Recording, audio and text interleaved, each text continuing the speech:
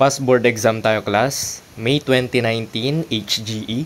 Ang sabi, a bucket with water 0.meter deep, ayan naka-highlight na siya, is carried inside an elevator that accelerates at 3 meter per second squared.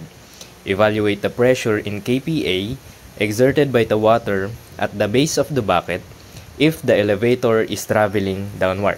Okay, dito class, kung aalalahanin natin, dapat mabilis nating maalala yung formula, no? Yung formula para mahanap yung pressure is P is equal to gamma H quantity 1 plus or minus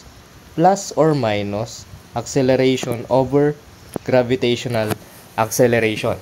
Okay, dito class, ang gamma natin is 9.81, ang height natin is 0.4, quantity 1, dito class, sa plus or minus, plus kapag upward, no? And minus kapag downward. So, ang gagamitin natin class, since downward ang nakalagay, minus, acceleration natin is 3 all over 9.81. Okay. So, acceleration class, positive, no? Minus naman kapag deceleration.